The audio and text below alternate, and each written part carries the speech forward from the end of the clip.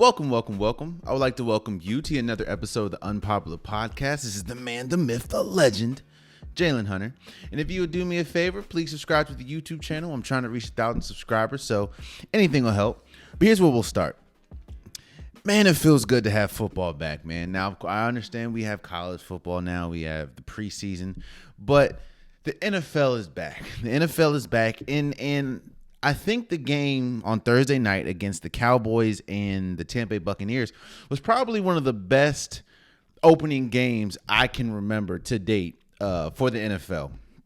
So going into the game, I thought it was going to be a mismatch.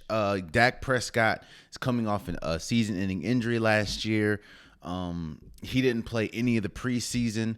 I think the Cowboys went winless in the preseason. And of course you had Tampa Bay coming off a Super Bowl. Tom Brady looked better than ever. You bring back pretty much all your starters, all the best players, Levante David, Shaq Barrett, all your best players pretty much come back. I thought it was going to be, I'm not going to say a blowout. I didn't think it was going to be a blowout, but I didn't think the game was going to be as good as it was. So the final score was 31-29. And it was, you can't take a lot out. Well, let me say this. It's just game one. It's a 17-game season. It's going to be a long, long season. But there's some things that you can take out of, game one. But there's not a lot that you can take out. And what do I mean by that? Yes, Tampa Bay won. But you can't now say, okay, they're going to be world beaters. They're going to go undefeated.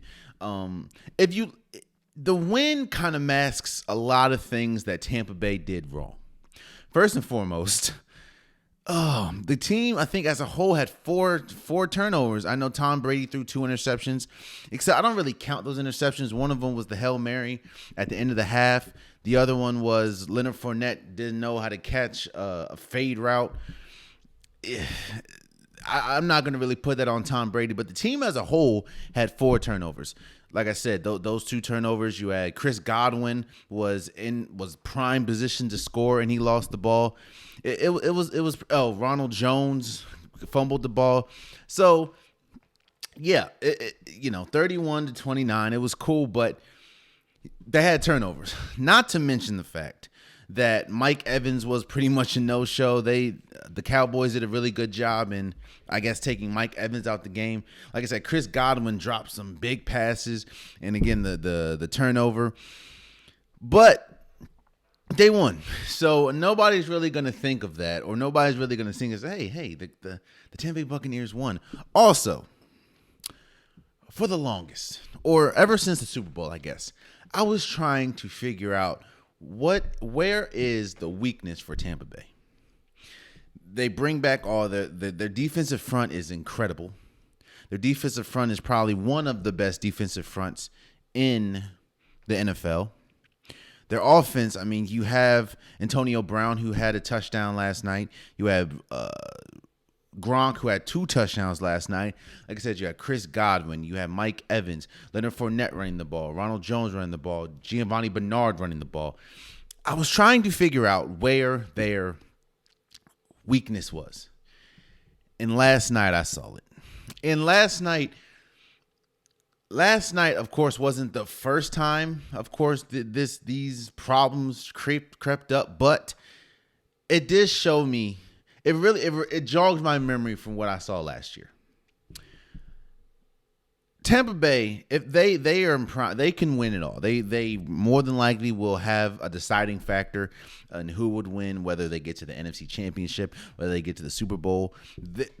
It's gonna have to go through Tampa Bay. Like I said, they're defending champs. However, let's go back real quick. Let's go back to last year's. We're not going to go through the whole season. Let's just go back to last year's playoff run. From Washington to the Saints to Green Bay and to the Kansas City Chiefs. What is one thing that they all have in common?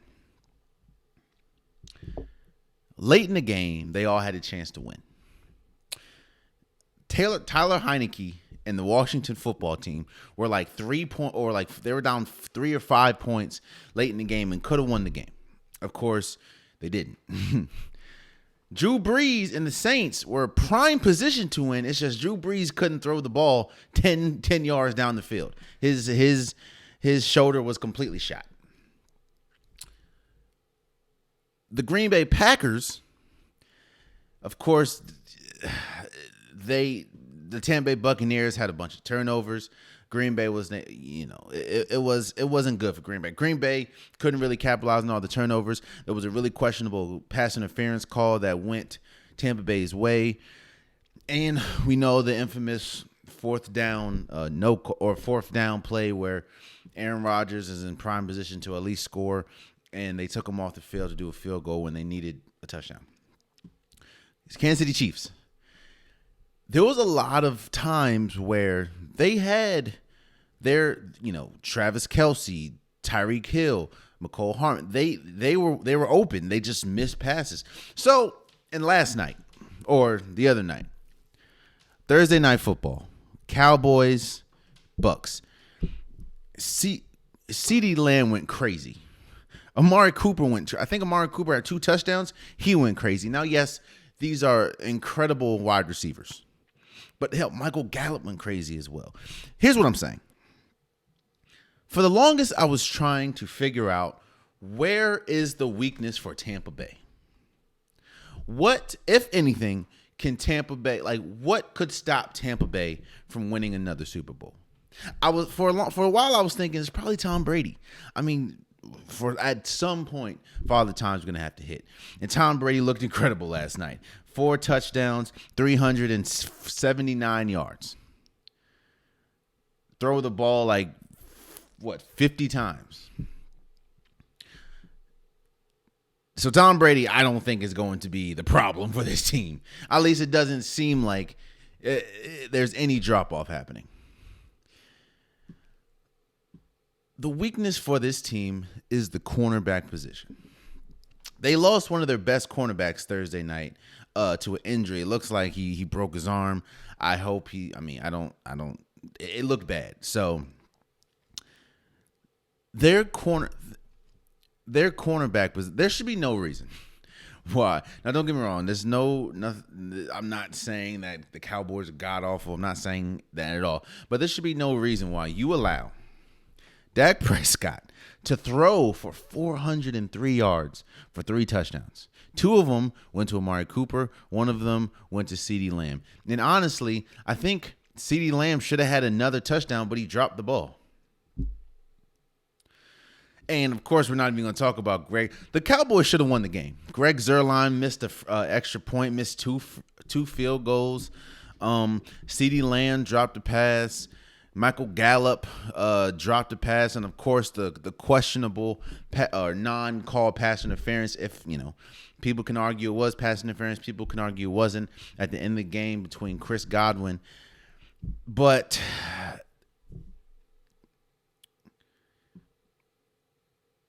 when you're going up against a team,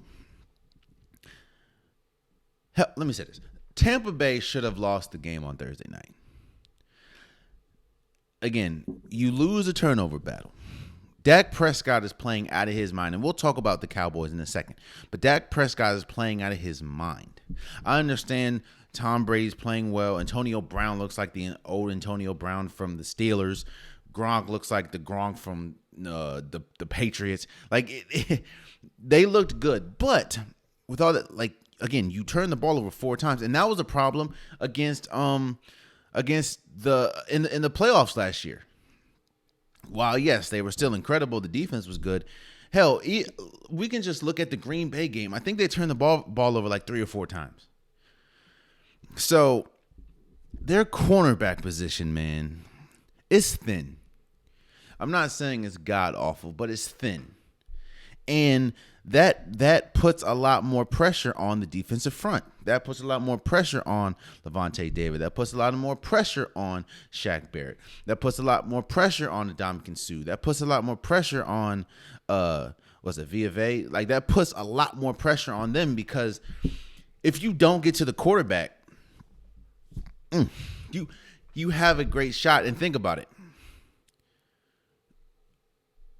They should have lost the game. Imagine when they play a team like Green Bay. Imagine when they play a team like when they play Kansas City. Like, imagine they play a team like that where if you turn the ball over 4 times, more than likely you're going to lose the game. There's very rare exceptions, but more than likely you're going to lose the game. You turn the ball over that much. So, and especially against a quarterback that's balling. And with that, it was a good win for Tampa Bay. It was a good win for the NFL, honestly, because it was a really good game. It was exciting. It was defensive laden. It was offensive laden. It was a great game. Tom Brady looked incredible. Dak Prescott looked incredible. It was a good game. So yes, Tampa Bay won. I think the NFL can chalk that up as a victory because this was one of the most exciting opening games in recent memory. But let's talk about let's go over to the Cowboys side real quick.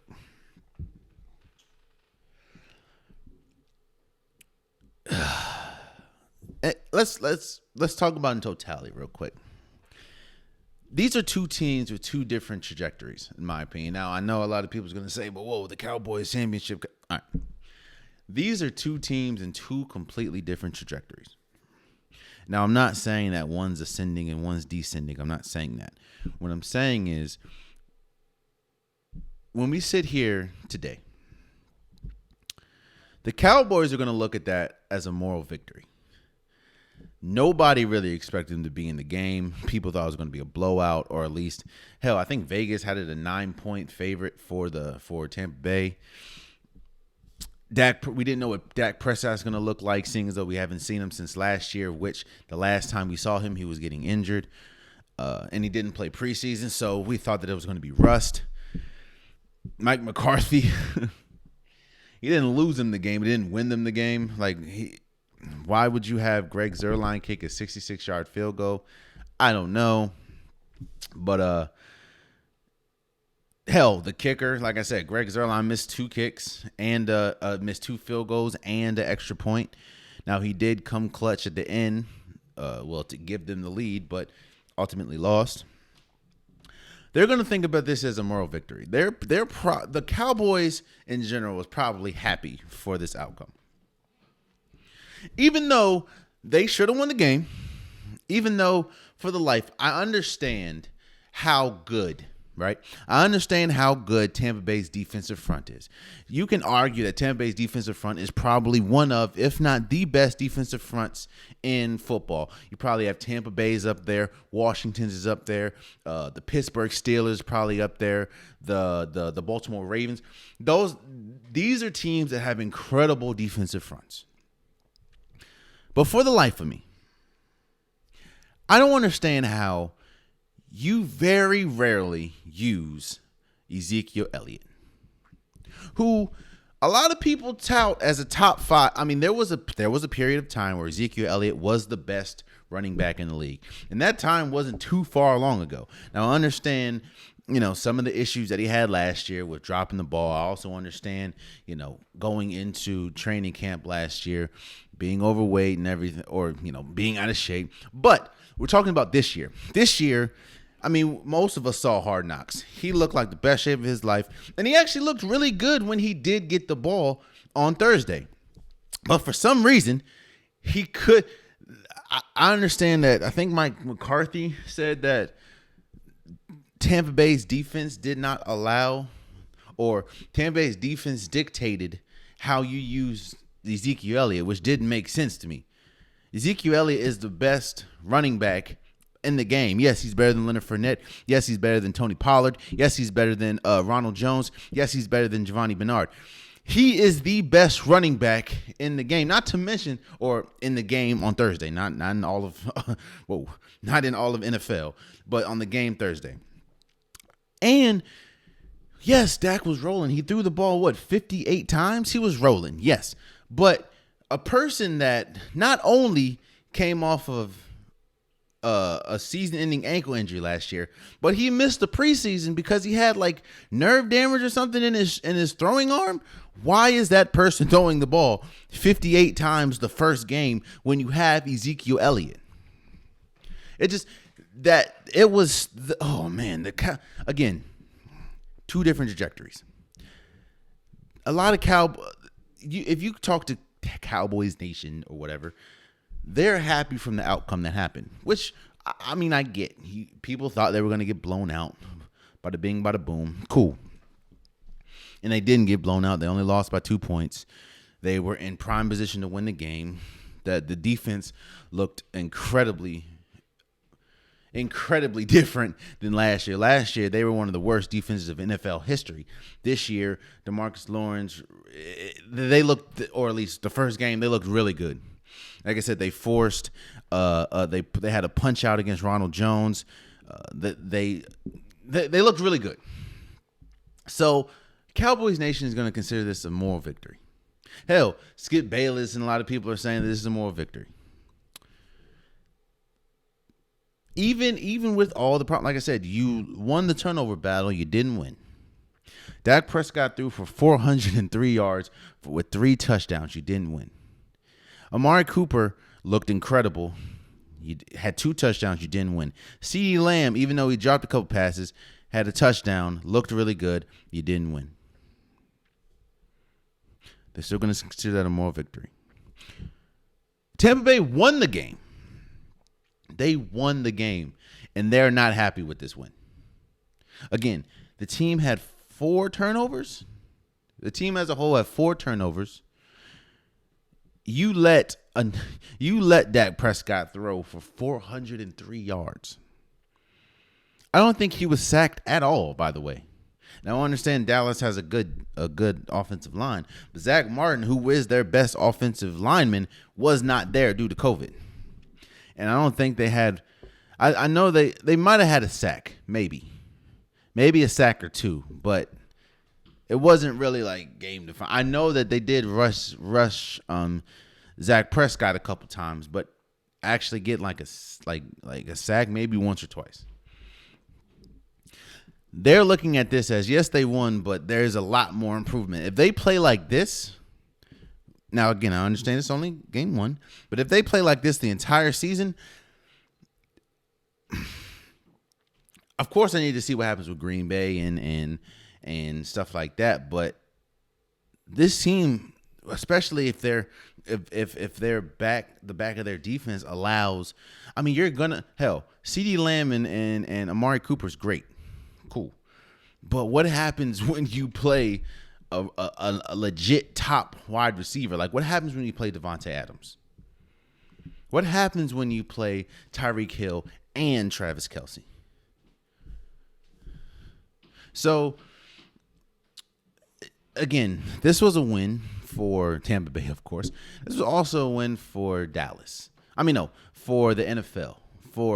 It's back. We're excited. It was an incredible game. Tom Brady looks good. The Tampa Bay Buccaneers didn't look good, but again, there's not much that you now. Again, if we look maybe week 4 on, or week 4 down, and they're still playing this way, then there might be some cause for concern. Yes, they have the talent to win in shootouts, but that's not what you want to do, especially with the defense as good as it is. You do not want to win in shootouts, especially when you're going to play teams, like I said, the Chiefs, like the Green Bay Packers. It has a quarterback that can win a shootout. And that's no slight against Dak, but I'm just saying. So that it was a really good game. It was a really good game. And I'm excited to this game told me a lot about both teams, but you can only chalk it up to game 1. And I'm not going to have any I'm not going to say, oh, these teams are god awful. No, I'm not going to say that. I'm going to let it play out. But it was a good game. It was a good game. Let's move forward. Oh, man. It has been a week for the Ravens. You know what? It's been an offseason for the Ravens. The Ravens have to have one of the worst off seasons in NFL history, man. I feel bad for the Ravens. First, your star quarterback, Lamar Jackson, gets COVID. Then, wide receiver after wide receiver, Hollywood Brown, Sammy Watkins, Rashad Bateman, Miles Boykins, all of them get hurt. All of them. Hell, I think Marquise Brown is going to be there game 1. But you're starting the season with Rashad Bateman out, who was the star wide receiver in the draft that you got. Boykins, who's going to be very important. He's not going to be there until like mid-October. Then the running back position.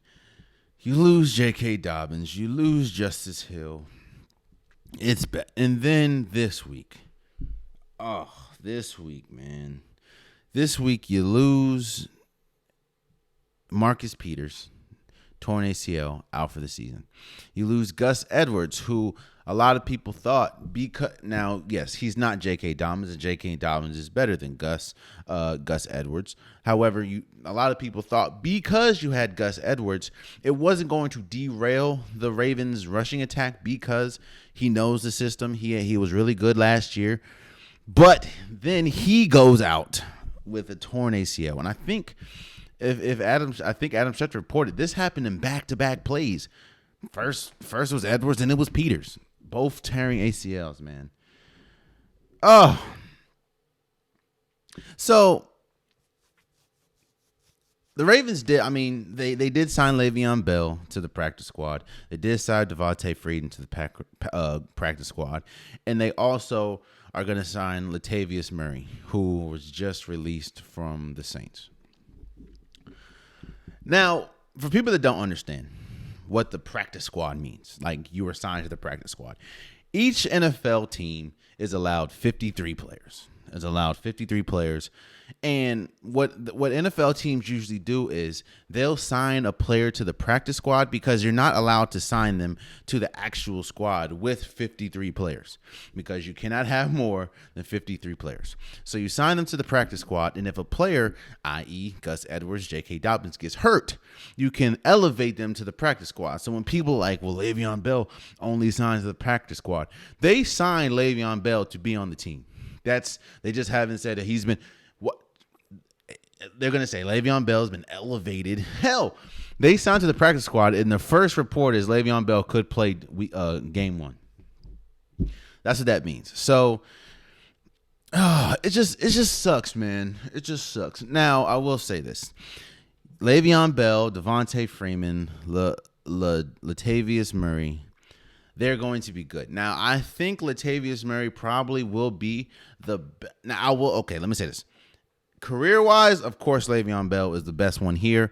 But in the style in which he's more like a, wait to see wait to see an opening and then cut. Latavius Murray's more, give me the ball, I'm just going to run. The style in which the Ravens run the ball, I think Latavius Murray will be a lot better, not to mention the fact that Latavius Murray is coming off a better season last year than Le'Veon Bell. Now, we also understand Le'Veon Bell was with the Chiefs, which isn't really a running team, and he's coming off, before the Chiefs, he was with the Jets, which, no. But the biggest, and I mean the absolute biggest hit to them was Marcus Peters. Okay, so I understand you have their defense is still good. You still have Marlon Humphreys, you still have Calais Campbell, you still have Wolf, you still have Patrick Queen. They're really good defensively. But losing Marcus Peters I'm not going to say just losing him would be catastrophic, but it does change the way that they, defend one side of the field. Marcus Peters is one of the best cornerbacks in the league. Don't get it confused. He's not the best, of course, but he's one of the best along with Marlon Humphrey. So it's like when you have both of them together, you're able to really they're able to. You have security on the back end of your defense because you have two incredible corners. Not to mention the fact that even though Marcus Peters does gamble a lot, he gambles a lot. He gambles, and of course, when you gamble a lot, you're going to win some, you're going to lose some. So he does have a lot of interceptions, but there are also times because when he gambles, he gets beat. But Marcus Peters, you can, I hate to say this because, these are players and these are people, But you can replace a J.K. Dobbins. You can replace Justice Hill. You can replace a Gus Edwards. Like I said, you have Le'Veon Bell. You have Devontae Freeman. You have Latavius Murray. It's going to be very hard, especially how close that Ravens defense is and how important Marcus Peters was. It's very, very tough to replace. I know it's a whole next man up mantra in the NFL, but it's incredibly tough to see how the Ravens are going to replace Marcus Peters. Because, I mean, again, Marcus Peters was so important to their team. And I think now, luckily, most of their great, really good players are young. Marlon Humphreys is young. Lamar Jackson's young. The running backs, J.K. Dobbins, Gus Edwards, they're young. Patrick Queen, a great defender, he's young. But I'm not going to say that these injuries are going to derail the Ravens season, but I do think that when we look at the end of the season, I think the injuries to the wide receivers are going to be the biggest thing, because we always talk about the Ravens need to improve on their offensive the game as far as the throwing. And you bring in Rashad Bateman, you bring in Sammy Watkins to improve that. And for them not to start the season, and there's no timeable return for when, Boykin's coming back, when Bateman's coming back, and really when Sammy Watkins is coming back. Now he could play tomorrow, but we don't know. So, man, it's going to be tough. I do think that these injuries are really going. I'm not saying the injury to the wide receivers or to Marcus Peters is going to completely derail the season, but I do think that this is not the time. This is not the season to take for granted again. And I'm not saying they're not going to be here again, because Lamar Jackson's still young. But when you look at that division, man, you have the Steelers, who have a lot to prove this year, especially seeing as this could be one of Big Ben's last years. You have the Ravens. The Browns. The Browns, hell, if you saw in my preview, I think they have all the tools to win the AFC North. So it just sucks for the Ravens, man. This gotta be one of the all-time worst off seasons for a team, man. Especially a team that a lot of people think are on the cusp of greatness, and a team that has a lot of turnover. There's a lot of change this year, and with a lot of change, especially in the NFL, you need reps. You need reps with each other. You need to understand, okay, what is Lamar Jackson like?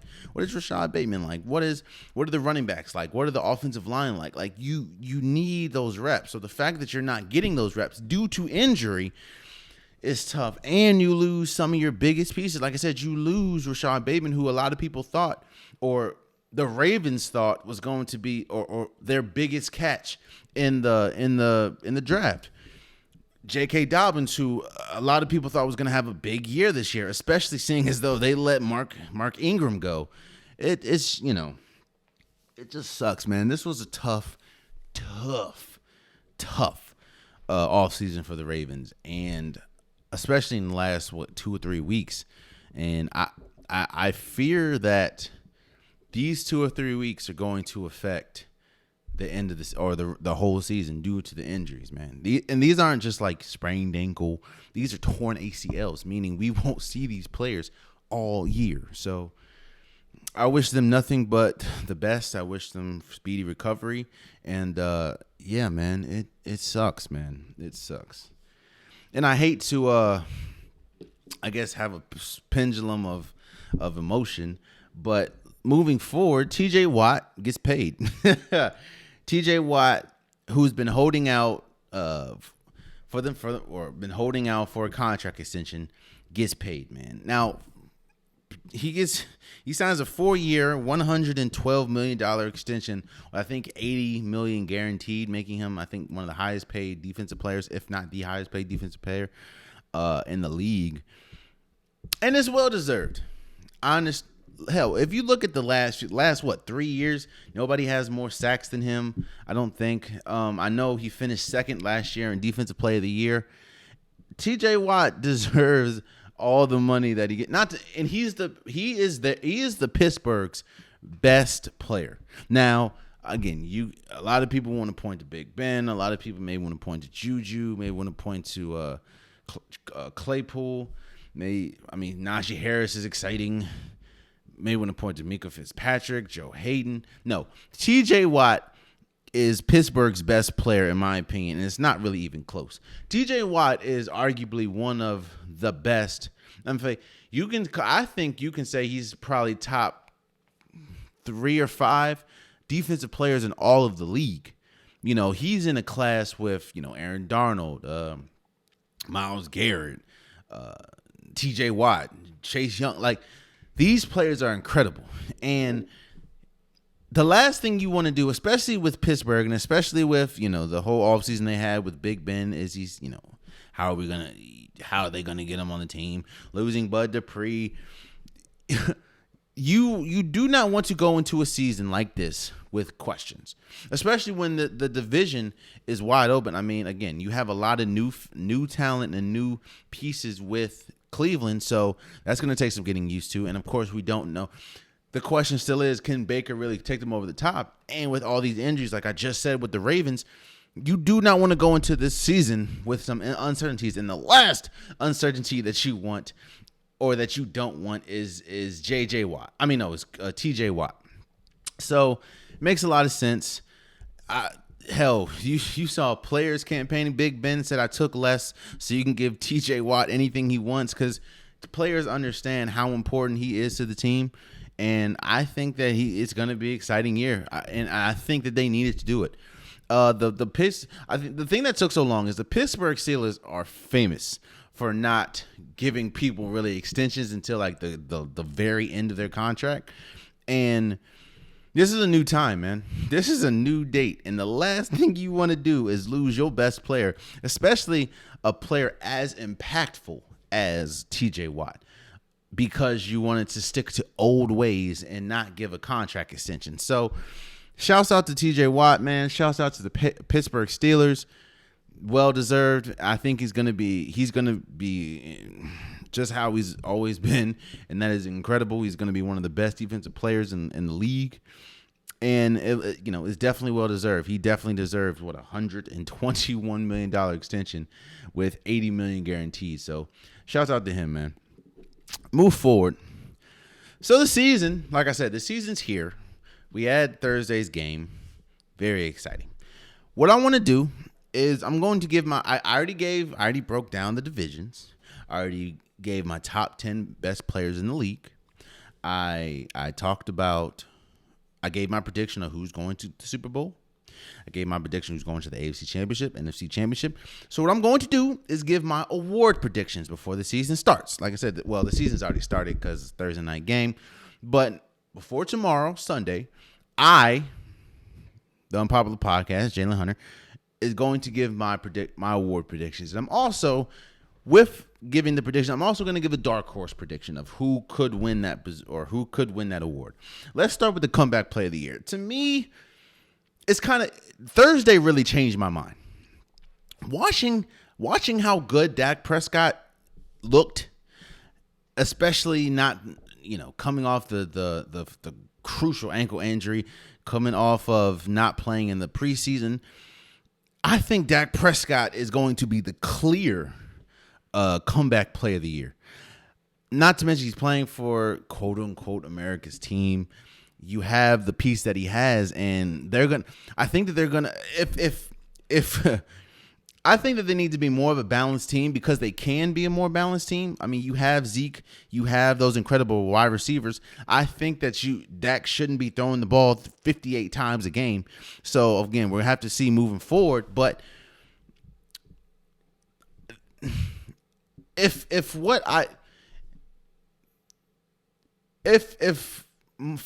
week 1 is an indication of what the entire season is going to look like, Dak's going to be throwing the ball a lot. And he looked good. He looked really good. So I think that Dak Prescott is probably going to win the comeback play of the year.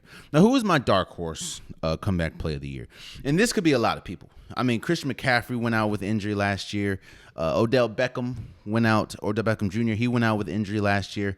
And I think that both of them are going to have really big, impactful seasons. But the dark horse person is Saquon Barkley. I think this is a big year, not only for the New York Giants, but for Daniel Jones. And I think that the team, you gave them a lot of pieces. Kenny Galladay, Shepard's still there. You have Slayton still there. While yes, I think that this, they're going to pass the ball a lot because I want to see, is Daniel Jones that guy, even though he does have a problem with turning the ball over.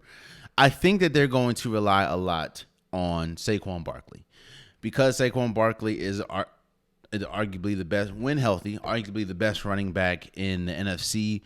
And I think that probably come week, I'll say, they're saying he's still limited, so I don't think he's just going to jump off the screen week 1. But give it to week 4, and I think that, once he gets his legs on, once he trusts that, his injury is fully gone, then we're going to see the old Saquon Barkley. So I think he could be a dark horse because we don't know what's going to happen with Daniel Jones. And I think if Daniel Jones does not improve or is still turnover happy, they're going to really turn the offense over to Saquon Barkley and be run heavy. And I think Saquon Barkley is going to probably come week 4 and on is going to look like the old Saquon Barkley. So that's my dark horse comeback play of the year. Let's go defensive rookie of the year. Now the defensive rookie, this was an interesting class. You have J.C. Horn. You have a lot of good defensive players. But from what I saw in the preseason, man, even though they didn't win a game, I have to go Minkah Parsons. I think Minkah Parsons, and I was on record saying during the draft that Minkah Parsons is probably the best defensive player in the draft. Even though he opted out his last year at Penn State, Minkah Parsons is an incredible player. And I just think that he's the best. Dallas was horrible last year on defense, and while they looked really good, and he did, he's still a rookie, so there were times on Thursday where he just didn't look the best. But Minkah Parsons is explosive. He's fast. He's a hard hitter, and he is going to be very vital for the Dallas defense. And because of that, and I think that his talent is going to be infectious because, hell, I'm not saying that it's because of him, but DeMarcus Lawrence looked the best he's ever looked. Gregory looked the best he's ever looked. And I'm not saying it's just because of Minkah Fitzpatrick, but I think Minkah Fitzpatrick will have the best opportunity to showcase his talent. Not to mention with the whole Hard Knocks thing, he was like a star for Hard Knocks. So I think Minkah Fitzpatrick will probably win Defensive Rookie of the Year. And for my dark horse, I'll have to say Patrick Surtain. The only reason why I don't know if that's the only reason why I have him as a dark horse is because that is the Denver Broncos is a loaded defense, and it's gonna be tough. It's gonna be tough getting some shine with that defense because it's loaded, and I don't know if they'll win enough. Now that's also a problem with Minkah Fitzpatrick. I don't know I don't think they'll win enough, I don't know if. No, that's not really a problem with Minkah Fitzpatrick because that's America's team, so they're always going to be on TV. But, Patrick Surtain being in Denver, I don't know if they'll win enough for him to get the credit that he deserves. So I think the Defensive Rookie of the Year will probably go to Minkah Fitzpatrick, and the dark horse is Patrick Surtain. So let's go Offensive Rookie of the Year. To me, it's kind of simple. It's going to be Trevor Lawrence. I think Trevor Lawrence is the best rookie as far as offensively in the draft class. A lot of people are toting him as he could be a phenom. He can be the next great quarterback in this league. I don't think they're going to win a lot of games, but I do think that he's going to look good with the talent that is around him. And I think this is his. I think not just the hype that's around him, but his talent. I think that this is his award to lose. So it's going to be hard. Zach Wilson can kind of compete, but no. I think this is Trevor Lawrence. This is Trevor Lawrence award to lose. And I think a dark horse, like I said, you have Zach Wilson, you have Jalen Waddle, who I think is going to be really good for Miami. You have Jamar Chase, who can't catch the ball to save his life because it looks drastically different. This is his words, not mine. Looks drastically different from the NCAA ball. I drafted that man in fantasy too, so he better get it together. But I think the dark horse for Rookie of the Year could be Kyle Pitts. I think with the departure of Julio Jones, and Atlanta is historic for being a pass-first offense, I think Kyle Pitts, while he is a tight end, he's one of the most offensively gifted players coming out of this draft as far as his speed, his catching ability at the tight end position. He's tight end, like he's labeled a tight end, but he has all the skills of a wide receiver. So I think that he's going to be big. I don't know if Atlanta's going to win enough, and the fact that, I mean, you brought in Mike Davis, so they're going to try to run a lot. And you still have Calvin Ridley, who is going to move over from the second wide receiver to now the first. I don't know if he's going to get enough shine, especially being in Atlanta. And the hype that's around Trevor Lawrence is huge. So I think Trevor Lawrence is going to win Offensive Rookie of the Year. But don't be surprised if Kyle Pitts is in the running or even wins. You know what I mean? So let's go to Defensive Player of the Year. Now, the easy answer is Aaron Donald. He's one of the greatest defensive players we've ever seen, but I don't think he's going to win this year. I'm going to give it to TJ Watt. I think TJ Watt had an incredible year last year, and TJ Watt doesn't seem like the type of person that gets paid and then just falls off the map. And the story is after he got paid, he went to go work out. And I'm not saying that that's going to be a main motivator, but I do think that he's going to improve on last year, which he finished second in the Defensive Player of the Year. And I also think that, which it could have happened last year, but it didn't. I think that Aaron Donald playing alongside Jalen Ramsey is kind of take shine away from him. I understand that sounds incredibly crazy because Aaron Donald is not Jalen Ramsey, and Aaron Donald is one of the best defensive players in fact, the best defensive player in the league. But I think Pittsburgh is going to use TJ a lot more, and he's gonna be one of the highest sack collectors in the league. Like he is year after year. So I have TJ Watt winning Defensive Player of the Year. And a dark horse, I have Chase Young. Chase Young won Rookie Defensive Player of the Year last year. Chase Young is, again, in my opinion, well, after watching Dak and how good Dak looked, I'm going to say Chase Young is a top 3 player in the NFC East. And I think he's going to be amongst the league leaders in sacks. And we know how good Washington's defensive front is, especially being led by him and Sweat and Allen. But I think Chase Young is a dark horse. And this is a tough one as far as who could win, because there's a lot of people. Like I said, TJ Watt could win. Myles Garrett from the Browns can win. Of course, you know about Aaron Donald. Jalen Ramsey could win this. Again, Chase Young. This is going to be a very competitive race, in my opinion. This is probably going to be the most competitive one, and that is, like I said, the Defensive Player of the Year. I have TJ Watt winning. So, Offensive Player of the Year. Now, Offensive Player of the Year is usually the non-quarterback award because usually quarterbacks get the MVP. If you look last year, or the last few years, it's usually been quarterback at the MVP and maybe a running back or a wide receiver or some gets the Offensive Rookie of the Year. And I think that this year is going to be no different. Now, for the Offensive Offensive Player of the Year, there's a lot of candidates, like I said, that can. Derrick Henry has won this multiple times. I think Christian McCaffrey is going to be really good, especially for coming back and how he was before the injury. I think he's going to be really good for the Panthers. Devontae Adams is going to be up there, in my opinion. DeAndre Hopkins is going to be up there.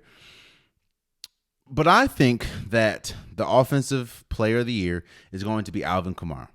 I think there's a lot of question marks, and I've been saying this since I did the breakdown. There's a lot of question marks with the Saints. How are they going to look with Jameis Winston being the starting quarterback? How are they going to look with Drew Brees gone?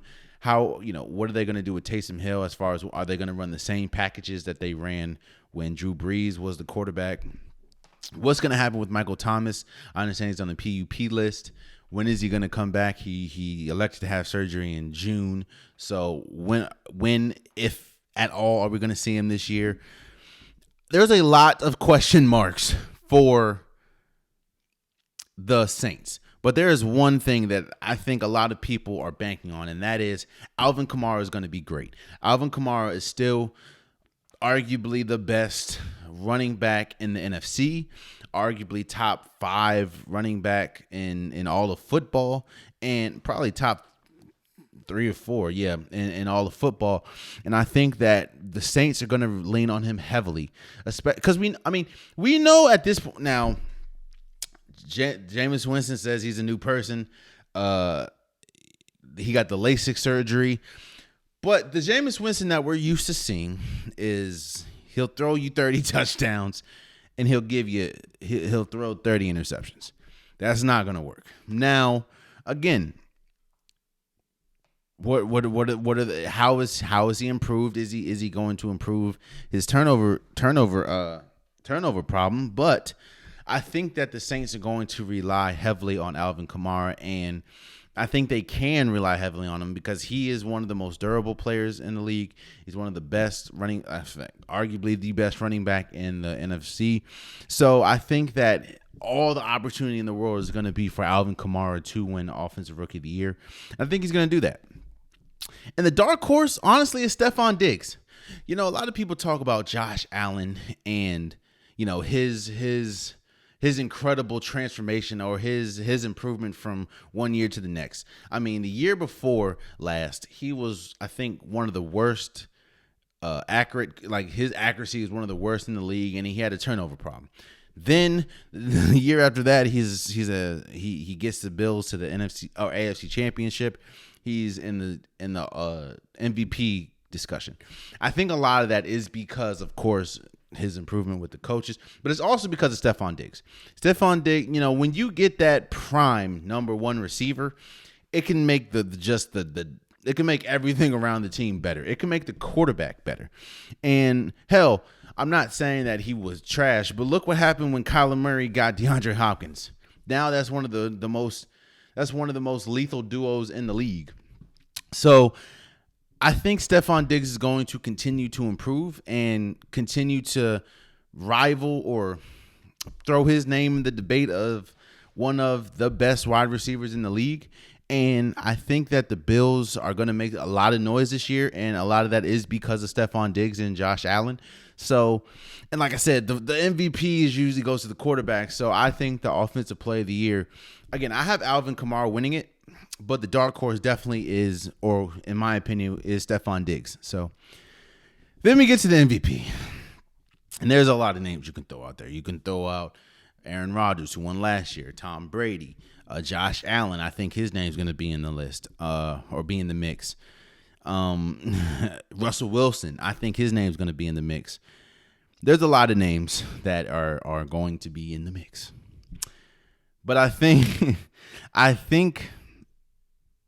it's gonna be Patrick Mahomes, man. I think losing in the Super Bowl definitely, and the way that they lost, I think is gonna motivate him. And I mean, I think he finished top 3 last year. Like, Patrick Mahomes was great, and we know how good Patrick Mahomes is. And I think with the added, now that you get Orlando Brown for the offensive line, you get Kyle Long.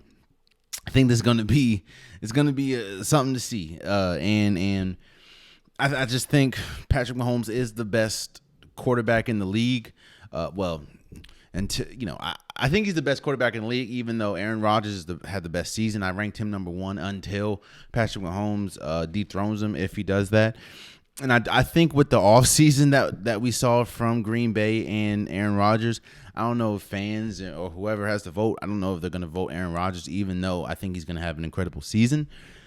I just give it to Patrick Mahomes. Now, the runner-up or the dark horse.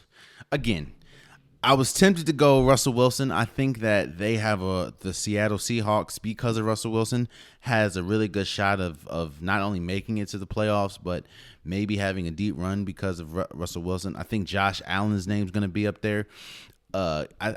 He has to add to the success that the Bills had, or at least continue the success that the Bills had last year.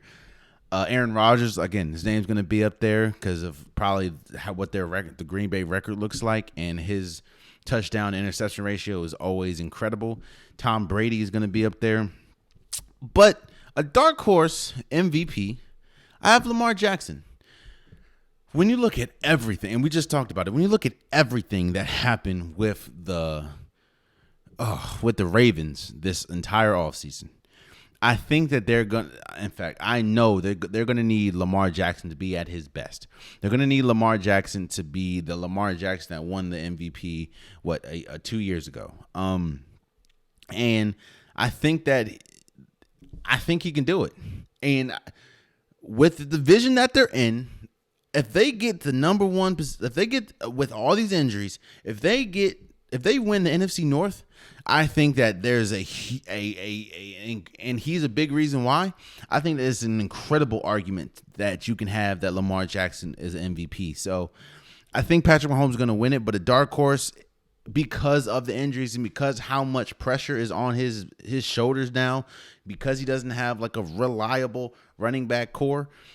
I think Lamar Jackson is a dark horse. So, yeah, man, those are my predictions. If you agree, let me know. Who do you think is going to win your favorite award? Who do you think is going to win some of these awards? Leave it in the comments. Let me know and definitely talk about it. So, but moving forward. So before, what I want to do now, we already got Thursday game out the way. I just want to go and predict how all these games are going to turn out on or tomorrow.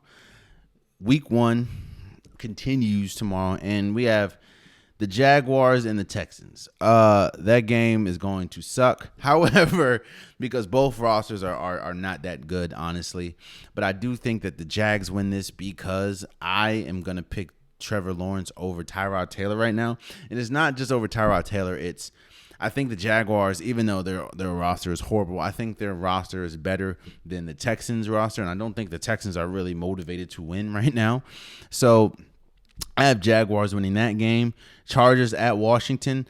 I think the Chargers' biggest issue last year was their defense and their offensive line. And now I know they did get Rashawn Slater from the draft, who was probably the second best offensive lineman in the draft. So I think that's going to help. But I'm going to pick Washington. I think that defensive front is really going to bother and disrupt Justin Herbert. I think it's going to be a good game, especially with Washington being at home. I got Washington beating the Chargers in a close one because Justin Herbert is going to be really good. Keenan Allen is going to be good. I think losing Hunter Henry is kind of big, but they did replace him with a good tight end. And their biggest issue was the offensive line and their defense.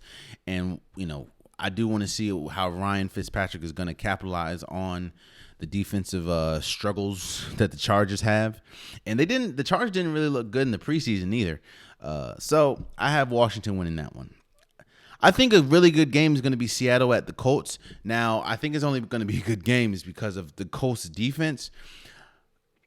I'm still waiting to see which Carson Wentz you're going to get. I know he's going to start, or I know he's starting.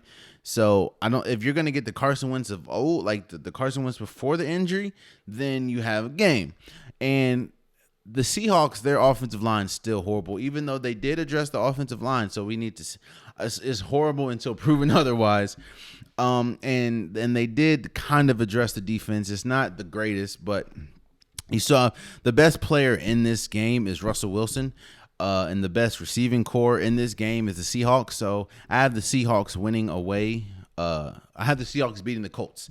So The Jets and the Panthers. I have the Panthers winning this. I think Sam is pretty much Sam Darnold's revenge game for the Jets. And the Panthers just have a better roster than the Jets. I understand you have Zach Wilson, who he looked really good in the preseason. But other than that, I mean, the Panthers have Sam Darnold. You have DJ Moore. You have Christian McCaffrey. You have Robbie Anderson. You have J.C. Horn. Like, I have the Panthers winning this, and actually winning this pretty easily. Vikings at Bengals. I'm gonna go with the Vikings. I'm gonna go with the Vikings because it's a better team than the Bengals. I think that I want to see what Joe Burrow looks like coming off an injury. I know that a lot of reports are coming out saying he's still having trust issues with his leg after the injury. So give it a couple weeks. I think it's gonna improve. Jamar Chase needs to catch the ball. I don't know what else to say. T. Higgins is good. Tyler Boyd is good. Joe Mixon's going to be good. It's just that offensive line is horrible. This is why I said they should have got Penei Sewell. But, hey, I don't know. They didn't do it. It's cool. I just think the Vikings – actually, I don't know, man. I'm going to go with the Vikings. I'm just going to go with the Vikings. I don't really have the Vikings are just that much better. I don't know. I'm going to go with the Vikings. I just the Bengals offensive line. Now, the Bengals offensive line is bad, yes. But the Vikings defense ain't good neither. So I don't know. I got the Vikings winning that. You have Cardinals at Tennessee. I think that this is going to be a very good game. Ryan Tannehill against Kyler Murray. Julio Jones against DeAndre Hopkins. I just think that I think Derrick Henry and A.J. Brown and that offensive core is just going to be a little too much for the Cardinals. Now, the Cardinals did improve defensively, but defense was their biggest issue. And again, we still need to see if Cliff Kingsbury is a good coach. So I have the Tennessee Titans. I have the Tennessee Titans winning this in a close one. I think it's going to their defense is not that good, but I think their offense is going to overpower the Cardinals offense. Or Cardinals defense, even with J.J. Watt and some of the new pieces that they got. So I have the Tennessee Titans winning it, and the Tennessee Titans are at home, and I think that's big too. So the 49ers and Lions, I got 49ers.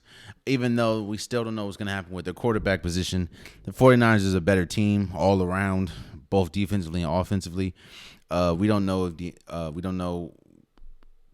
the Lions. We don't know if Swift is going to play. And the news that we're hearing from DeAndre Swift this week has been wild. But, yeah, I just have the 49ers. I don't think there's going to be a close game, honestly. Steelers at Bills. The Steelers did not address their offensive line, and I think that's going to be an issue as far as trying to get Najee Harris going. Now, the Bills' defense is not that good either, but Josh Allen with Stephon Diggs, Cole Beasley in that core, I think that the Bills are going to, and the Bills are at home. I think it's going to be a good game, defense against offense, because TJ Watt's coming, Minkah Fitzpatrick, all of them, they're going to be good. So, but I have the Bills beating the Steelers in that one. Eagles and Falcons, I don't even know how to. I don't even know. Both teams, I don't understand. I don't understand why the Falcons are so bad, even though they have a okay offense, and the Eagles are just so dysfunctional, man. I don't know what's gonna happen. So I'm gonna go with the Falcons. I think with Calvin Ridley, Kyle Pitts, Mike Davis, I think that they have a better offensive core than the Eagles, and I don't know what to get from the Eagles. Honestly, I don't know. Honestly, I think probably the best game of the week, even though it's not America's game, I think the best game is going to be the Browns and the Chiefs. This is the repeat of, I think, the second round of the playoffs last year. I think this is going to be an incredible game. I don't think it's going to be a blowout. The Browns defense is really good. I mean, Jadeveon Clowney was added to them. Myles Garrett is still good. They did address the back end of their defense, which was their biggest problem last year. It's just, I don't know if they're going to be able to keep up with Patrick Mahomes and that offensive attack, and the fact that the Chiefs addressed their biggest weakness, which was their offensive line. I think it's going to be big. I have the Chiefs winning this, and the fact that the Chiefs are home. I have the Chiefs winning this in a close one. And honestly, I still want to see what the back end of the Cleveland defense looks like, and if Baker Mayfield continue. They're still going to. Not to mention, they're going to implement. They're trying to implement Odell Beckham Jr. back in. So now I also understand you have Nick Chubb and Kareem Hunt. So it's going to be a good game. I think it's going to be a good game, but I have the Chiefs winning this, and a close one. I think probably Chiefs in maybe a three-point game. I think it's going to be good. Packers and Saints. Again, a lot of question marks with the Saints. We do know that we do believe in Alvin Kamara is going to be that dude, but how is Jameis Winston going to look, especially playing against ones? Because he looked pretty good playing in the preseason, but you're not playing against actual full rosters. So I got Green Bay. I mean, Aaron Rodgers is still Aaron Rodgers. You still have Devontae Adams. You still have Aaron Jones. You still have the Preston brothers. You still have Valdez-Scantling. It's going to be a good team. I do think that the loss to Devin Funchess, even though it's like, what, Devin Funchess? I think that's going to be a big loss for the Green Bay Packers. I just don't think it's going to be a big loss on Sunday. So I have Green Bay Packers beating the Saints.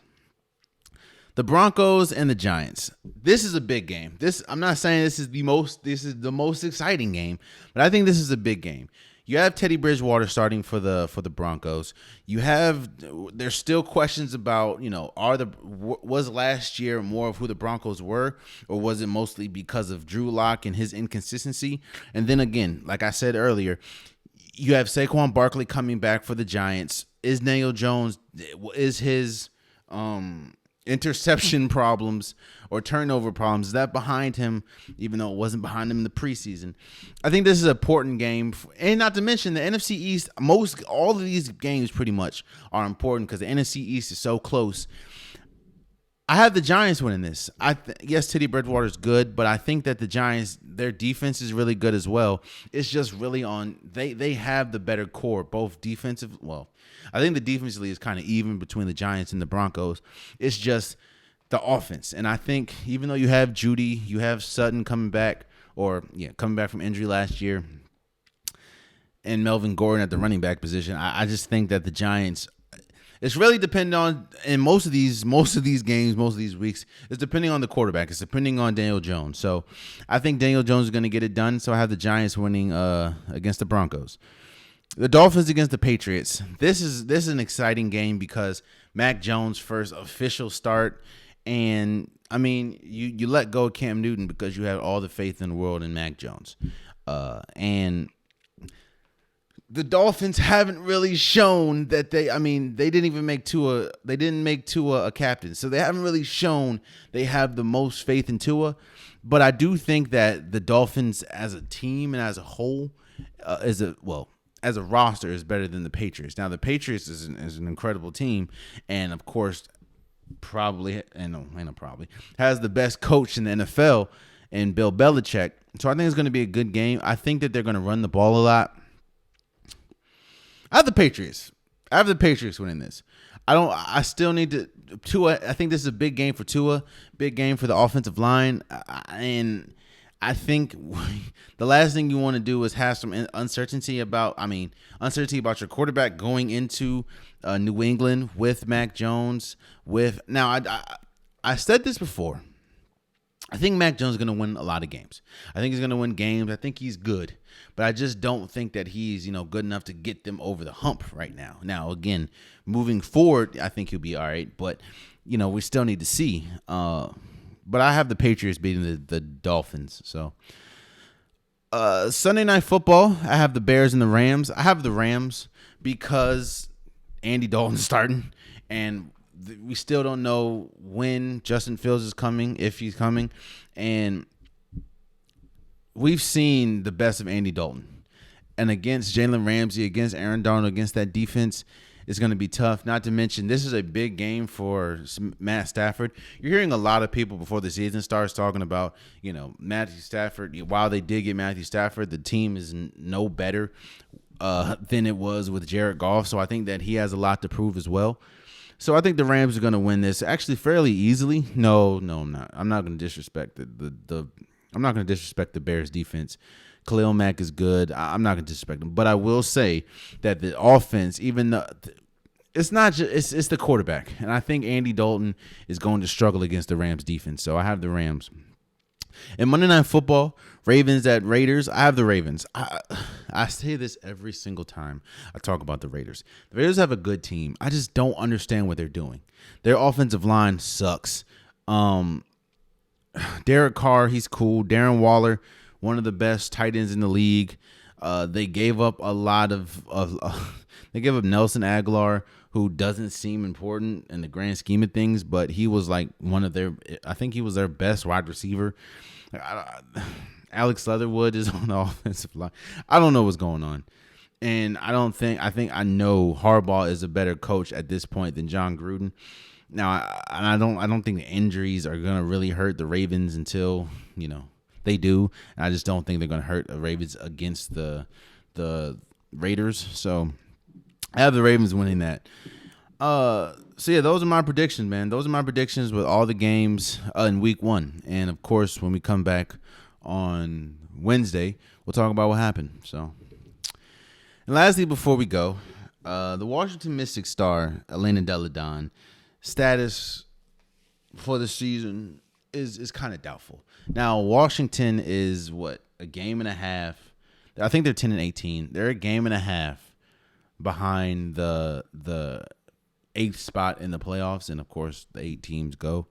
And the question is, if there's even a chance that she plays, should they play? Washington has been riddled. The Mystics have been riddled with injury this entire year. I mean, she's missed most of the year. Tina Charles has missed a couple games. I forgot the lady's name that they acquired from Seattle, but she's missed most of the season with a leg injury. Most of their players have missed time. Atkins has missed. Most of the players have missed time. But of course, the question is, I mean, you have an opportunity to make the playoffs. And Elena Delle Donne, the reason why she's out now, she had back surgery a while ago, and the nerves and stuff. She's having nerve problems, and the last thing you want to do is have that get worse, because if it gets worse, it could be permanent. And that's the biggest reason why I don't think that she should play again as far as this year. She looked okay. She looked okay coming back. She looked really good coming back. But and at the best, Elena Delle Donne is, in my opinion, you can argue top 3 player in the league. She's definitely a first ballot Hall of Famer. She was a huge reason why Washington won a championship back in 2019. But I think that even if Washington makes it to the playoffs, I know, again, they're a game and a half behind the Liberty. I don't see them making any noise as far. I don't really, because this season, even though you have Tina Charles and you would have Elena Delle Donne if she's even able to come back, this team has been riddled with so much, and I think this is just a throwaway season. Because of the injuries that they've dealt with, I think this is a throwaway season. So even if they make the playoffs, I don't see them unseating anybody. And the last thing I would want is my star player in Elena Delle Donne to come back before she's supposed to come back, just to try to win a playoff game or two and end up losing her for the long term. So I wish for a speedy recovery. Of course, I'm a Washington Mystics fan. I've been to several games. I enjoy watching them, and of course I want to see them win. But I want to see the better. I want to see these players healthy. Like, I feel with a healthy Elena Delle Donne, a healthy Tina Charles coming back next year, and a full healthy roster, I think that we will definitely make some noise. I just don't see it this year. So I don't think that there should be a question if she comes back. She just needs time to heal, and I hope nothing but the best for her as far as Elena Delle Donne, and I hope for a speedy recovery. Not just because I'm a Washington fan, or not just because I want to see her play, but I don't want any player to have their career altered by back injuries or stuff or any injuries in general. So But there you have it, man. That has been today's episode of the Unpopular Podcast. Football's back. I appreciate you guys. I'm excited to see, I know week 1 started Thursday, but, I'm excited to see the games tomorrow and have a feeling after coming back from church or coming back from work or church or wherever you're coming from, a full slate of games on the NFL docket. So I'm excited. If you want an Unpopular Podcast shirt, hoodie, sweatshirt, long sleeve, joggers, the link is in the description below. Hey man, go get your merch today. I have multiple designs, multiple colors. Go get your merch today. They look good. It makes you feel good. When you walk out with the Unpopular Podcast logo on your chest, it makes you feel good. So go get your merch today. Also, please subscribe to the YouTube channel. I'm trying to reach 1,000 subscribers, so tell a friend to tell a friend to tell a friend to tell a friend. And all you guys subscribe, and I'm going to get there faster than not. So, again, I appreciate you guys. I love you guys. And until next time, much love.